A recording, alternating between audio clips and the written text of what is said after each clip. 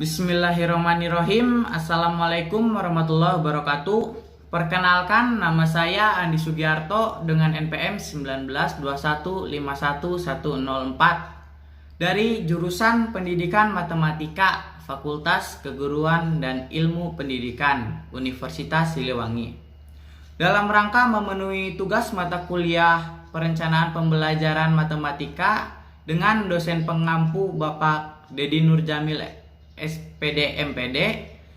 Di sini saya akan membacakan surat Al-Kahfi ayat 1 sampai dengan 10.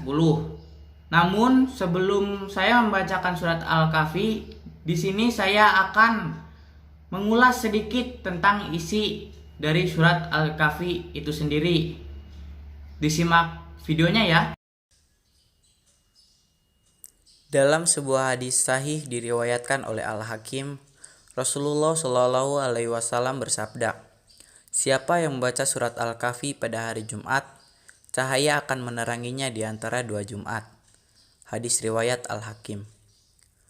Surat Al-Kahfi terdiri dari 110 ayat. Di dalamnya termuat 4 kisah. Kisah pertama adalah kisah Ashabul Kahfi, yang berarti para penghuni gua. Kisah ini dimulai pada ayat ke-9 sampai ke-26. Akan tetapi inti kisah ini terdapat di ayat 13 dan 14 yang artinya, "Kami kisahkan kepadamu Muhammad cerita ini dengan benar. Sesungguhnya mereka adalah pemuda-pemuda yang beriman kepada Tuhan mereka, dan kami tambah pula untuk mereka petunjuk. Dan kami meneguhkan hati mereka di waktu mereka berdiri. Lalu mereka pun berkata, Tuhan kami adalah Tuhan seluruh langit dan bumi. Kami sekali-kali tidak menyeru Tuhan selain Dia. Sesungguhnya kami kalau demikian telah mengucapkan perkataan yang amat jauh dari kebenaran." Quran Surat Al-Kahfi ayat 13 dan 14. Mereka adalah para pemuda yang beriman, yang teramat sadar bahwa masa muda adalah masa berkumpulnya dua kekuatan, kekuatan fikriyah atau pemikiran, dan jasadiah atau fisik. Sehingga alangkah naif dan bodohnya bila dua potensi ini diabaikan dan dibiarkan berlalu tanpa makna berarti. Lihatlah Ashabul Kahfi. Sebelum mereka mengasingkan diri ke gua demi menjaga dan mempertahankan akidahnya, mereka dengan dua kekuatan itu digunakan untuk menyuarakan kebenaran dan menegakkan kalimat tauhid sekalipun konsekuensinya harus berhadapan dengan kelalaian penguasa. Ringkasnya, pelajaran penting dari kisah ini adalah pemuda dan iman. Karena kepemudaan akan menjadi sia-sia tak berarti tanpa adanya iman yang membingkai dua kekuatan yang ada padanya.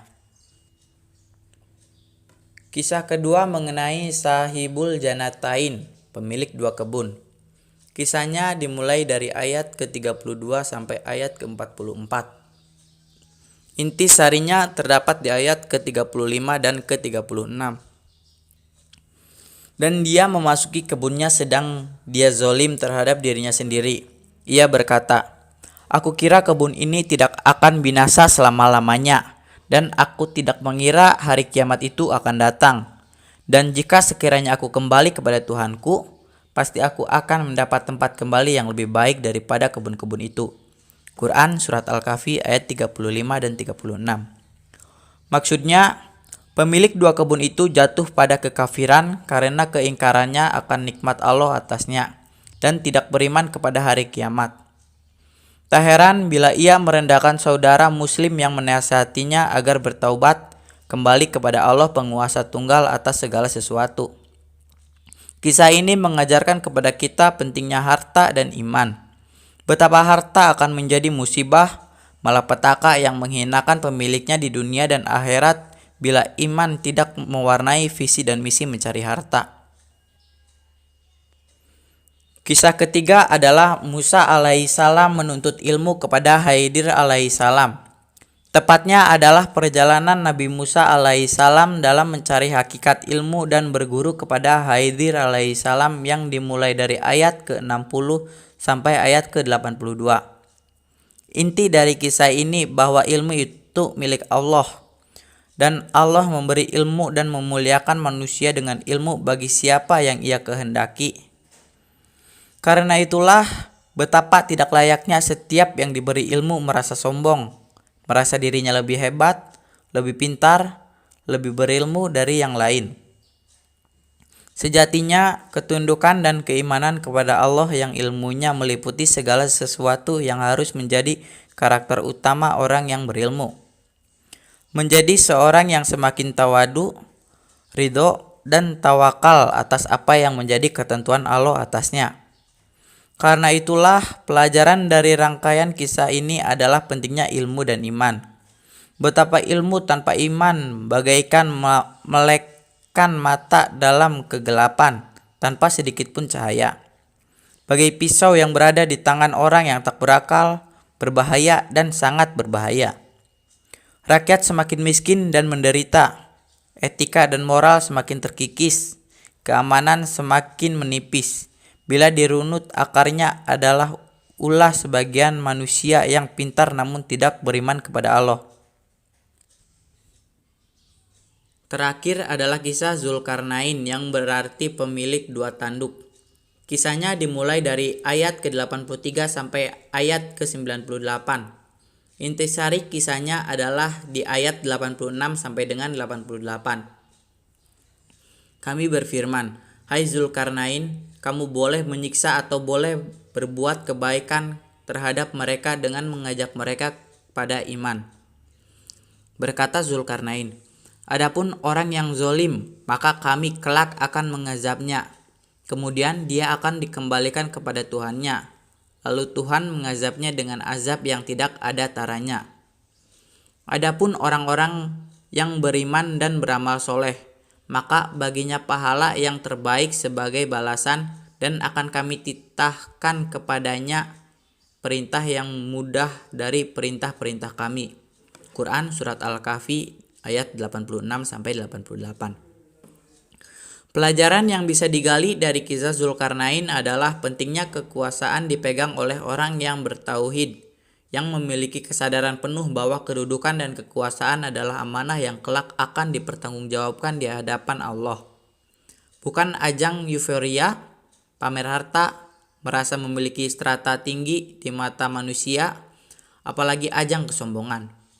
Dengan kesadaran akan hak dan kewajiban penguasa dilandasi nilai-nilai iman dan Islam akan terjadi keadilan dan sebab tersebarnya kebaikan.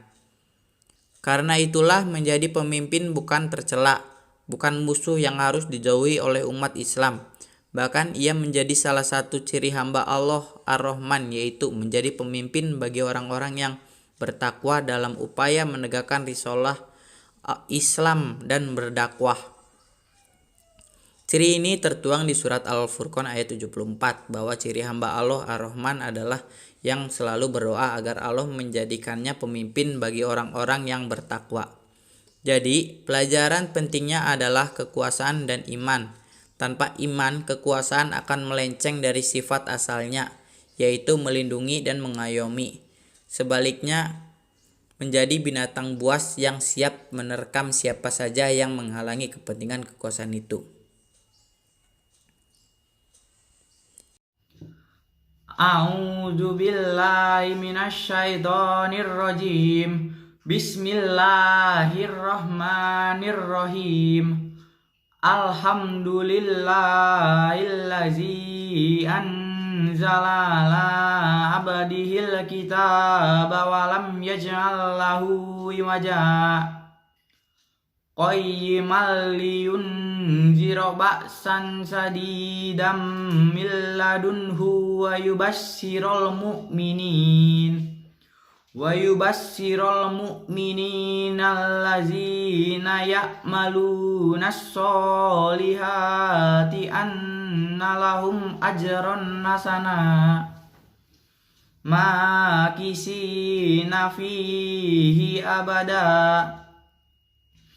Wa yunzirul ladzina qalu ittakhazallahu walada ma lahum bihi min ilmin wala li abaihim kaburat kalimatan takhruju min afwahihim iyaquluna illa kaziba fala'allaka ba'i'un nafsaka ala asarihim illam yu'minu bihadzal hadisi asafa inna ja'alna ma'al ardi zinatallaha linabluwahum ayyuhum ahsanu amala wa inna